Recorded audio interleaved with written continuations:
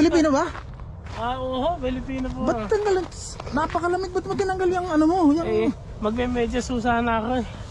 Dahil... Andyan sa bag mo? Opo, andito sa bag. Dahil napakaginaw. Oh my goodness, pare, ba't? Ay, Ang pangalan mo? Namumulit lang tayo ng mga basura sa mga bukas na. Pwede pa naman kainin niya. Ano pangalan mo? Ano naman yan? Ako po si Joey De Guzman. Tapos may tubig. Inom lang, nauhaw po tayo sa paglalakad. Ay, napaka... Kalkal ng basura eh. Hadami.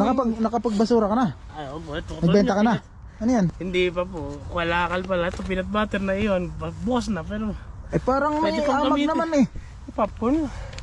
Oh, popcorn. Magtipid po tayo sa pagkain dahil ang dami nagugutom. Kaya magsakay, pwede pang gamitin yan. Hindi pa sila. Oh my goodness, napakalamig pre oh. Napakaswerte Oh. nung... Anong taga saan ka sa atin? Ano po ako sa Ragosa. May Baisia po. Walang... Kamusta sa mga kababayan ko dyan sa Ragosa, Hindi porkit lahat ng nasa Canada successful. Meron din talagang... Anong nangyari sa'yo? Ba't na homeless no? Na-homeless po tayo dalawa nung aking relasyon dati. Kinasamang palad doon napakalamig ko. Na ano ka? Nanlalaki po pala siya. Yun ang Tapos pinakamasakit. nagsusugal pa yung babae. So lahat ng iniipon ko, akala ko. Kaya nasadlak ka sa ganyan? Opo. Pagtingin ko, sira ang naipon. Tapos sumama na sa ibang babae, ay sa lalaki. Kuhanan mo muna yung medyas mo. Opo, tayo. Ito pong boy sa Canada eh. Kumain ka na ba? Hindi na po, meron tayong dyan.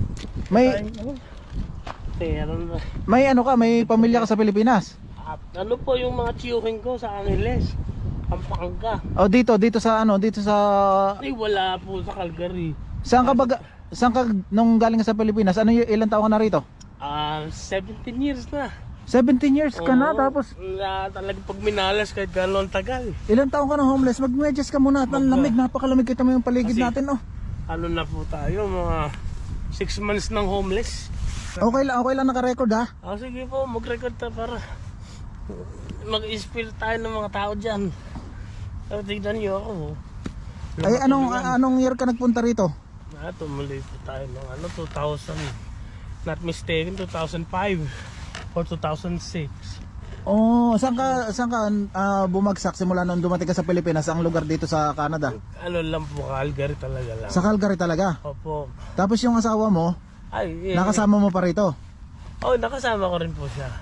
Pero lumipat na ng Vancouver kasi yung mahal na asawa ng puti. Yan ang yan ang asawa naman pala puti din. Yan ang nagiging problema ng kapwa natin Pilipino. Gaya mo, depression yan malamang kasi kakaisip. Lagi akong gabi-gabi naiiyak bago matulog. Hindi ako makatulog, ikot ako na ikot.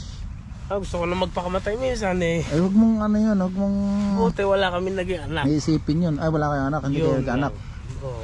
Pero yung bago ka naging homeless, saan ka nagtatrabaho? Doon sa po tayo, nursing home. Nurse po tayo sa Pinas.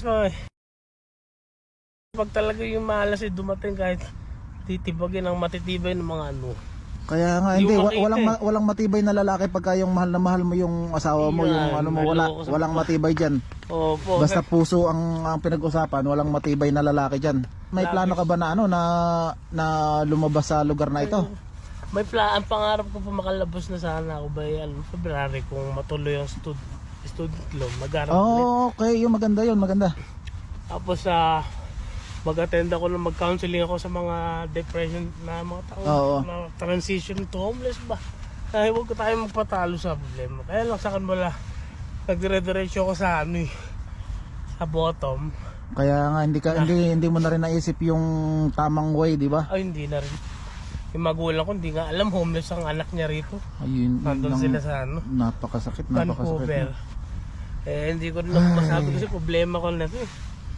Kaya lang, nakakahiya talaga. Ang lamig pre, ang lamig. Oo nga po talaga kami nasanay na. Mga dry balat. 6 months ka na nandito. Pero sana, yung mga plano mo, pag sa tingin mo talagang tama at makakatulong sa'yo, why not go for it? Gawin po, yun nga. Hindi ko susubukan. palagi ko lang isipin o ano. O hindi. basta yung positive tayo. Gawain din. Ano naman ang bag mo? Walang ano dyan? Ano yung mga ano lang yan. May baso-baso. Yung mga ay may mga ano ka dyan, may mga papeles. Ay, opo. Huwag mong iwawala yung mga papeles mo, yan ang pinaka-importante sa lahat. Oo nga po. May medyas ka pala. Magano tayo, bonnet kasi. Masyadong ano yun, sila Oo. ng ano. Minsan na hypothermia, namamatay rito sa Calgary mga kababayan. Sobrang lamig, nakakatulog. Yung tibok na puso tumitigil, tsaka ano, Oo. hindi na sila nagigising, pinapa-ambulance na. Ito guys, yun yung paligid natin ngayon. Tapos Meron din dito homeless mga Meron kababayan. dito. Ang homeless alam pinipiling lugar. kaya nga. Pero naglalakad-lakad ka. Naglakad-lakad ka dito. Opo, kung sa basurahan, makakakal na pagkain. Ano, pwedeng ano, pag may cellphone, binabalik ko naman. Sinusurrender ko sa City Hall. May train. Kaya bahala na sila makipag-ugnayan doon.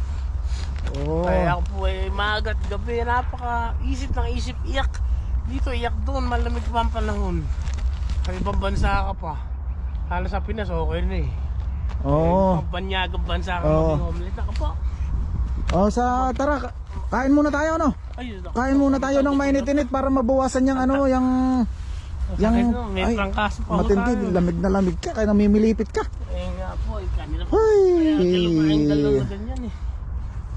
Ito ang mahirap. Ito ang pinakamahirap na yung makikita mo yung kababayan mo Ay, na nandito sa natulog po nandito sa lugar na talagang nakikipagpatintero sa alam mo yun. Yan, saka...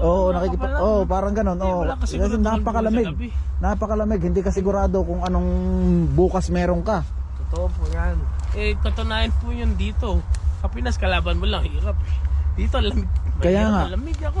yung weather ang kalaban mo talaga dito, lalo pagka ganyan, oh. Okay lang naka-record, ha? Okay lang. record nyo na hindi porket nasa ibang bansa kita, tayo eh.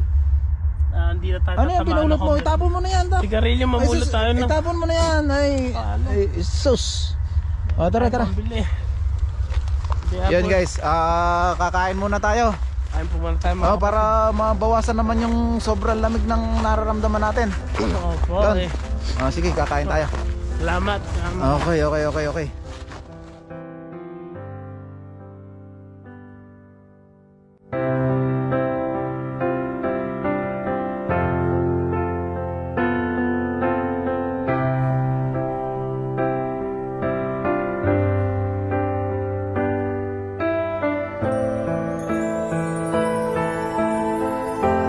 Yun guys, nakakalungkot na sa paghahanap natin kay Kuya Moises, isa na naman Pilipinong homeless ang nakita natin. Pero sabi niya 6 months pa lang siyang homeless, kaya malaki pa ang chance na maisalba natin siya. Sana matulungan natin siya, yun lang. Thank you.